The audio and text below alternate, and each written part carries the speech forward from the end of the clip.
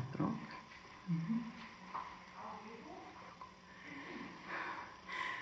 Boa noite a todos. Que a graça de Deus nos mantenha unidos no mesmo sentir essa noite, em que nós vamos falar sobre Jesus, a divina esperança. Falar dessa homem, dessa pessoa maravilhosa que nós todos amamos muito, nosso Senhor Jesus de Nazaré. Mas antes, eu gostaria de fazer uma colocação para vocês. Nós sabemos que nós existem nós sabemos que existem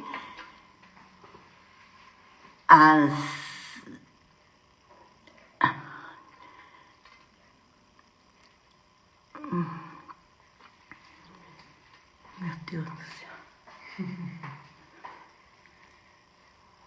Tô de cabeça. Dor de cabeça? Bom, fica tranquilo.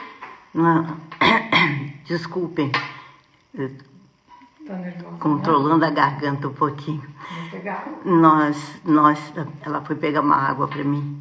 Nós sabemos que existem as virtudes humanas e as virtudes teologais. As virtudes humanas, como vocês conhecem bem, elas são aquelas que nós cultivamos no nosso relacionamento com as pessoas. E as virtudes teologais são aquelas que são infundidas em nós pelo Espírito Santo. As virtudes humanas, para poderem ser sustentadas, para serem fortalecidas, elas têm que ser alimentadas justamente pelas virtudes teologais. Então, filhos, o que acontece é que nós, para poder recebermos essas virtudes teologais que são infundidas em nós pelo Espírito Santo, nós precisamos ter um encontro com Jesus. Estamos unidos em Jesus. E esses encontros com Jesus é que vão nos tornando cada vez mais autênticos cristãos. Porque, vejam bem, nós não somos cristãos porque somos católicos ou porque somos evangélicos. Não é isso que nos torna cristão. Cristão é todo aquele que segue Jesus, que segue Cristo. Esse é o verdadeiro cristão. Nós não podemos ser cristão por nascimento, temos que ser cristão por decisão. O que é um cristão por nascimento? Cristão por nascimento é aquele que diz assim: eu nasci numa família católica, fui batizado, fiz primeira comunhão, então eu sou cristão. Não, não é isso, de jeito algum. Ser cristão é seguir Jesus, é tomar uma decisão. Então eu não sou cristão por nascimento, eu sou cristão por decisão. Uma decisão madura, coerente de seguir Jesus Cristo. É isso que acontece. É essa coerência que nós precisamos ter. Saber que é nessa atitude decisiva, constante, é que nós vamos seguindo Jesus Cristo. Outra coisa muito importante é nós sabermos que para ver essa intimidade com Jesus é preciso haver um encontro quase que diário, um encontro diário com Ele. É preciso nós nos entrosarmos com a vida de Jesus, conhecer. E para nós conhecermos a Jesus, a única maneira é através daqueles nossos tempos fortes, de estar com eles umas horas separadas, recolhidas em Jesus Cristo. E outra coisa importante que eu gostaria de falar para vocês é, na medida que nós vamos conhecendo Jesus, que Ele vai se tornando cada vez mais vivo dentro de nós. E Jesus passa a ser a grande esperança nossa, justamente nesses encontros, nesses momentos que estamos juntos, porque Ele vai se vivificando em nós. E por que Jesus é a grande esperança? E por que Jesus é a única esperança? Pela vida dele, pelos exemplos que ele deixou para nós, pelas suas ações e por suas reações. Esse é o grande exemplo que Jesus nos dá da sua vida. Vamos ver alguns exemplos da vida de Jesus para ver como que nós podemos encaixar, confrontar nossa vida com a dele e poder ir tomando essas atitudes para que ele se torne para nós uma esperança de nos tornarmos pessoas melhores. Como podemos fazer isso? Então eu vou contar para vocês alguns lances da vida de Jesus que vocês conhecem, mas que eu vou me deter neles de uma maneira bem mais fácil da gente ir se confrontando. Por exemplo, vamos tomar aquele exemplo de Zaqueu. Zaqueu era... Desculpa. Zaqueu era um cobrador de impostos. E ele soube de Jesus, da fama de Jesus. E um belo dia, Jesus ia dirigindo para a cidade de Jericó, ia atravessando a cidade e uma multidão seguindo a ele, porque Jesus naturalmente ia parar em alguma entrada de alguma sinagoga para poder falar para o povo, para poder falar para todos. E o que aconteceu? Aconteceu que Zaqueu sobe uma árvore para poder ver Jesus. Ele vai cheio de esperança para ver Jesus. E o que acontece? Jesus para, olha para ele e diz: Zaqueu, é preciso que eu vá à sua casa esta noite e desça dessa árvore. Então Jesus não disse eu preciso ir, ele disse é preciso para ele, Zaqueu, para salvar. E ele confirma a esperança de Zaqueu de vê-lo e mais ainda de levá-lo e cuidar dele em sua casa. Repare que no Evangelho diz que Jesus ia indo no caminho de Jericó. Então Jesus, ele torce o rumo dele, ele deixa aquelas 99 justos, 99 ovelhas esperando por ele e vai salvar aquela uma ovelha que estava se perdendo, que era Zaqueu. Então, o que fica para nós? Fica para nós que quando nós escutamos, sentimos através da leitura do Evangelho aquela palavra de Jesus, eu preciso falar, é preciso falar para com você, para te salvar. Será que você sente, será que nós sentimos que Jesus está nos falando nessa hora que ele precisa que a gente pare com ele? Que a gente o receba? Então, nós vemos aí que Jesus nos dá uma grande esperança de estar conosco se nós quisermos, se nós abrirmos para ele o nosso coração. E assim nós vamos caminhando. Vamos caminhando nos exemplos de Jesus. Outro exemplo grande de Jesus é a sua esperança de perdão. Jesus nos dá a esperança do perdão para nós.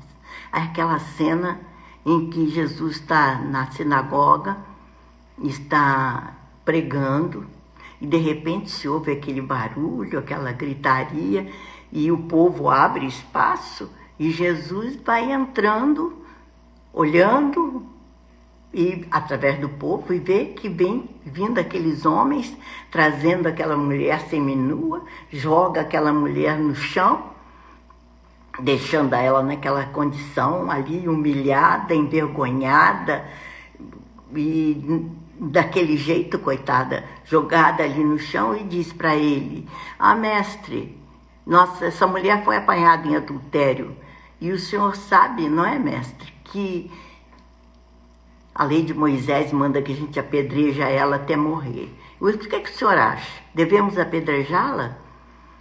E diz no Evangelho que Jesus abaixou a cabeça e começou a riscar o chão. Dizem que ele estava escrevendo o pecado da turma que estava lá. Eu não acredito. Para mim, Jesus escrevia palavras de amor. Mas os fariseus insistiram diante do silêncio de Jesus. Fale alguma coisa, Senhor, nós estamos esperando uma resposta sua. E Jesus, levantando os olhos, se ergue e diz: quem não tiver nenhuma culpa, que atire a primeira pedra. E nessa hora, todos foram deixando as pedras de lado, começando pelos mais velhos, e foram se retirando um a um.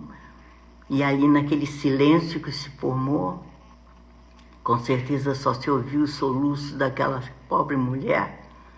E Jesus perguntou para ela: filha, ninguém te condenou? Ela falou: não, mestre. E ele disse: então, vá em paz, eu também não te condeno. E, gente, é uma coisa que nós temos que nos deter aí, nessa lição de amor que Jesus dá para nós, porque ele não tinha pecado, ele podia ter atirado a pedra. Ele era o único que podia tirar a pedra ali, era ele. E ele não atira a pedra. Porque, sabe por quê? Porque quem ama não atira a pedra em ninguém. E Jesus amava muito. Essa é a nossa esperança, filhos. Não só de nós estamos perdoados e recebidos por Jesus, mas de amar como Jesus amava. E nesse evangelho, Jesus mostra para nós que todas as pessoas são dignas de amor. Dignas de amor. E nós paramos e ficamos pensando ainda o que mais poderíamos falar de Jesus. Outro exemplo de Jesus, Judas. Jesus começou a sentir. Não é porque Jesus era Deus que ele ficou sabendo que ia na cabeça de Judas, que Judas ia traí-lo. Não é por isso. Era pela sensibilidade dele como homem, sensibilidade de um amigo. Então, nós percebemos quando um amigo está se afastando de nós. Nós percebemos quando um amigo deixa de ser para nós aquele companheiro leal que nós tínhamos antes, quando ele começa a nos rejeitar, quando ele começa a ser contra nós. Mesmo que ele não fale nada, vai criando aquele clima. E Jesus começou a perceber que Judas estava assim. Tanto é que tem aquela cena em que aquela mulher derrama aquele perfume em Jesus. Judas diz assim: mas ela nunca devia ter gasto esse perfume jogando perfume no Senhor. Ela podia ter dado o dinheiro desse perfume tão caro para eu dar para os pobres. Então, sempre uma crítica velada. E Jesus, com aquele amor, dando para nós um exemplo de que nós também podemos amar as pessoas que estão começando a nos rejeitar, que eram amigos e que estão deixando de ser amigos. A ponto de quando chega naquele momento da ceia, Jesus olha para Judas e vê a inquietação dele. O que Jesus diz para ele naquela hora? Judas, vá e faça o que você tem a fazer. Não é porque que Jesus era Deus. Naquela hora Jesus veio ao mundo como um homem. Tanto é que a Bíblia diz que Jesus nunca fez valer a divindade dele. O tempo todo como um homem. Então o que fez? Ele captou pelo amor que ele sentia. Isso para nós, filhos, é também uma esperança de que nós, à medida que vamos desenvolvendo em nós o nosso amor, nós começamos a perceber as dificuldades dos outros, a compreender. Quanto mais nós amamos, nós mais aceitamos. Tudo isso são esperanças de melhoria em nós. Nós viramos dizendo que o mundo está muito ruim, a sociedade está muito ruim. Quem é a sociedade? Quem é o mundo? Somos nós. Então, para o mundo melhorar, para a sociedade melhorar, é preciso que cada um melhore. E Jesus é essa esperança para nós de uma melhora, de eu me melhorar à medida, à proporção que eu vou seguindo por ele. E aí eu vou caminhando. Jesus me ensina a ser paciente. Como ele foi paciente com aquela mulher idosa, nós não somos pacientes com os idosos. E ele foi. E por que eu digo que ela era idosa? Porque ela estava com uma hemorragia danada há muitos e muitos anos. Diz no Evangelho isso. Que ela estava com essa hemorragia antiga. Então ela devia ter uma certa idade. E ela vai e toca no manto de Jesus, porque ela achava que se ela tocasse nele, ela ficaria curada. Ela tinha aquela fé, e aí que ela ia, e foi atrás. E Jesus para e diz, quem é que tocou em mim? Quem tocou em mim? Como um homem comum. E os discípulos dizem para ele assim, não, o senhor está rodeado de gente, todo mundo está ali apertando, todo mundo está ali tocando. E ele diz, não, eu senti que uma energia diferente saiu de mim. E aí o que aconteceu, filhos? Aconteceu que a mulher, ao ver aquilo, reage e diz, Senhor, fui eu que lhe toquei. E o que Jesus faz? Filha, vai em paz. A tua fé te salvou. Ao mesmo tempo, uma lição de humildade para nós, por parte de Jesus, porque nós temos esperança também de sermos humildes. Qual foi a lição de humildade que Jesus deu? Porque Jesus poderia ter dito para ela assim, pode ir em paz, minha filha, porque eu te salvei. E ele, não, vai em paz, porque a tua fé te salvou.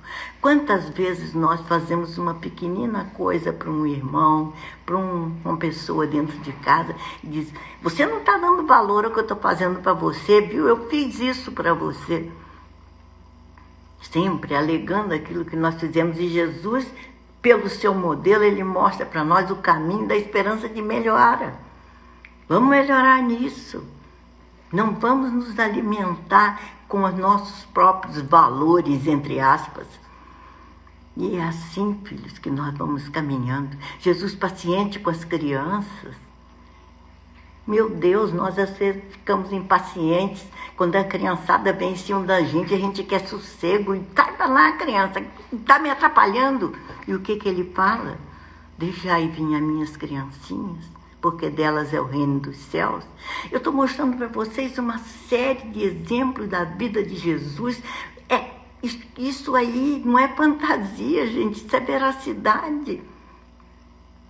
É a vida dele como homem.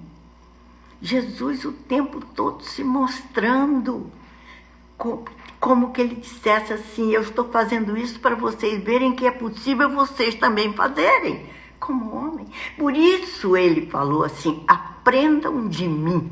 Ele nunca poderia dizer aprendam de mim se ele fosse Deus. Nós humanos, como poderíamos aprender com um Deus?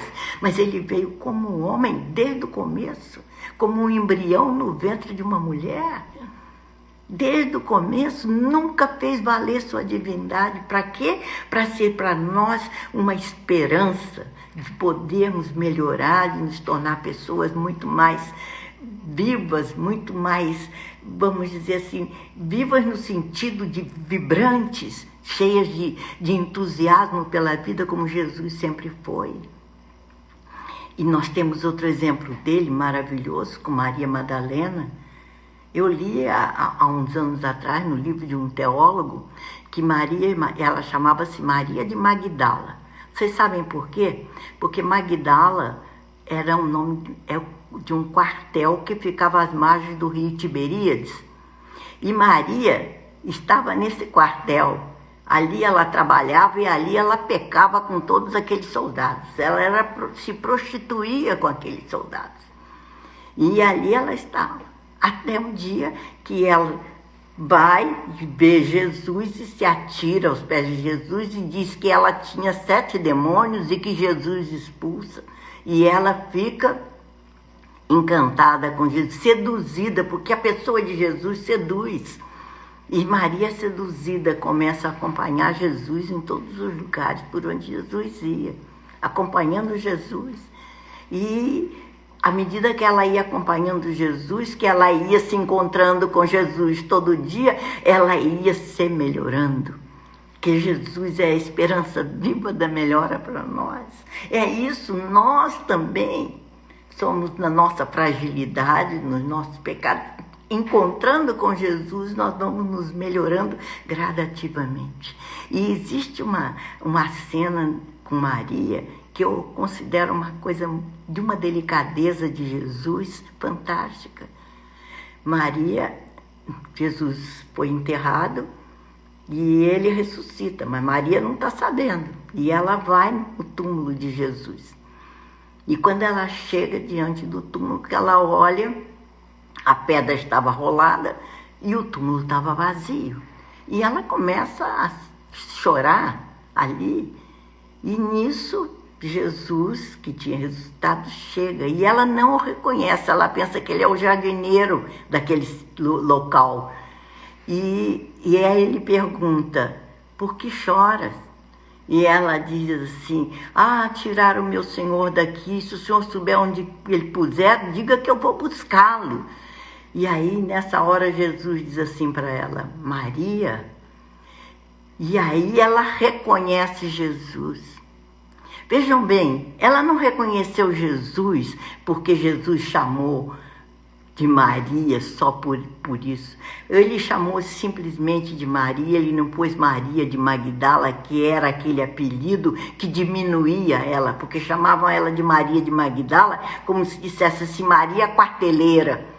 Mas não, ele a respeitava, ele a amava. Amar é respeitar, filhinhos, é outra esperança, uma lição cheia de esperança de Jesus para nós. Ele respeitava aquela mulher, que ninguém respeitava, ele respeitava, porque ele amava. Quem ama, respeita. E Maria se sentindo respeitada por ele. E quando ele fala só Maria, só Jesus a respeitava aquele ponto de não pôr um apelido nela. Então Maria, e ela disse, mestre, eu reconheço na hora. E assim é. Jesus vai nos dando lição atrás de lição o tempo todo. Nós é que não nos detemos. Nós lemos a vida de Jesus como se fosse uma história. Não é. É um exemplo para nós, filhos. É um exemplo.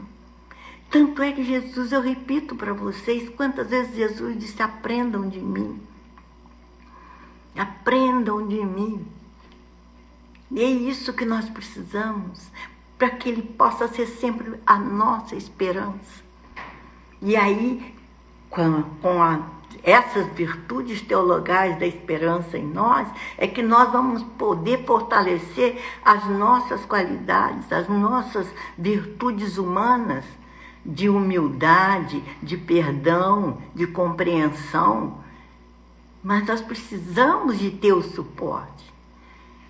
Nós precisamos disso, porque senão nós não vamos aguentar a pressão que a vida nos coloca em cima, que a vida nos impõe. Nós precisamos sentir em nós essa vibração pela vida de Jesus, a tal ponto nos seduzir que nós dizemos, não, Senhor, eu quero te seguir. Eu sempre digo, Jesus, me ajuda a ouvir tua voz e a te seguir, Jesus. Cada vez que eu peço isso para Ele, se eu não estou muito bem, eu crio alma nova. Eu digo, vou em frente, eu me levanto, eu não fico no chão, Jesus me ergue. É preciso isso, mas para isso nós precisamos estar com Ele o tempo todo. E nós estamos com Ele através da oração. Escutem bem, Jesus também nos dá um exemplo de oração. Vejam bem as características externas da oração de Jesus. Sempre sozinho, na maioria das vezes de noite, de madrugada, ao amanhecer do dia, e grande parte das vezes nas montanhas. Essas são as características externas de como Jesus orava. Então, que Ele mostra isso para nós. Você quer me seguir? Ore, entre em seu quarto. E Ele chega a dizer claramente, entre em seu quarto, fale ao Pai. E não precisa multiplicar muitas palavras, porque antes que você fale, Ele já sabe o que você precisa. É na oração que nós vamos aprender, inclusive, a entender nas entrelinhas toda a vida de Jesus no Evangelho. Mas nós precisamos ir pela oração como Jesus fazia. Olha, essas cenas de Jesus indo orar, Ele se mostra tão humano, sabe? Porque Ele vai buscar consolo com o Pai. Ele vai buscar fortaleza com o Pai, para que o Pai cumule a ele de decisão, de força, de paz interior, de harmonia. É isso que ele vai buscar com o Pai. Tanto é que ele vai à noite, quando chega de dia, ele desce para o fragor das multidões para então atender aquele povo todo.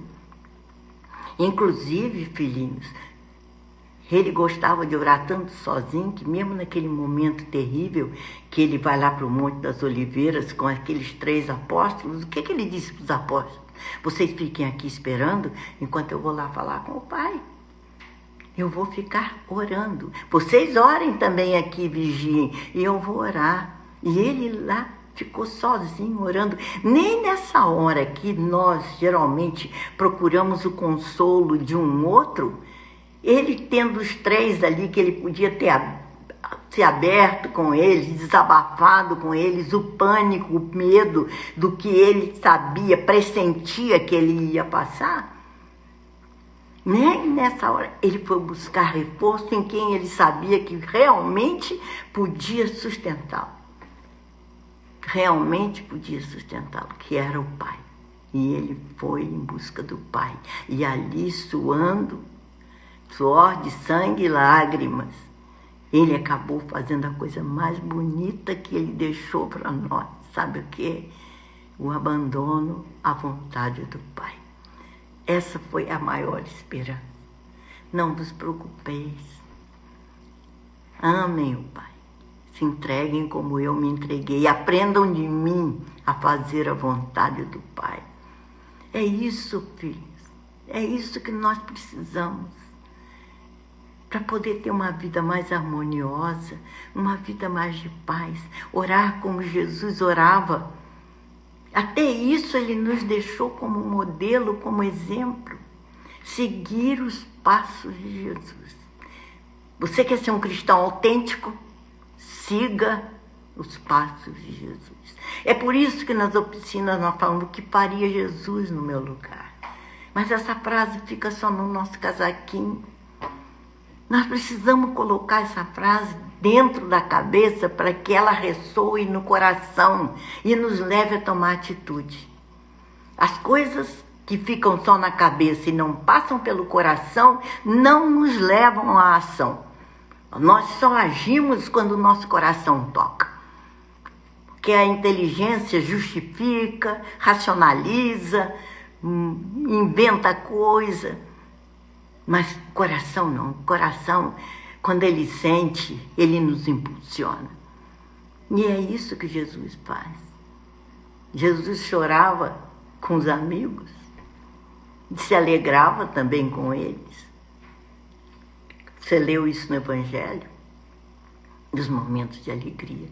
Então, queridos, o que eu posso dizer para vocês, eu vou terminando aqui. O que eu posso dizer para vocês de coração é isso. Para seguir Jesus Cristo, para que Jesus continue vivo dentro de nós, é preciso manter uma grande intimidade com Ele. É preciso se deixar seduzir pela pessoa dele. Eu outro dia falei isso para vocês e vou repetir. Ninguém se apaixona por uma ideia. A gente se apaixona por uma pessoa. Jesus tem que ser uma pessoa viva na vida de vocês. Abram o coração para Jesus, derramem o coração. Acreditem, creiam, sintam, vivam. É isso que nós precisamos para sermos pessoas melhores e aí tornar o mundo melhor e mais harmonioso. Não vamos cobrar dos outros aquilo que nós precisamos fazer. Faça a sua parte. Ame como Jesus amou, perdoe como Jesus perdoou, compreenda como Jesus compreendeu. Aceite o outro como ele é, não tente mudar o outro. Mude a você mesmo, seguindo os passos de Jesus. Jesus, filhinhos, é o grande semeador da esperança. E ele vai semeando em nosso coração uma vida com muito mais amor, uma vida de paz e de harmonia. Eu deixo para vocês aqui o meu abraço pedindo a Jesus que permaneça sempre vivo no coração de cada um de vocês. Boa noite a todos.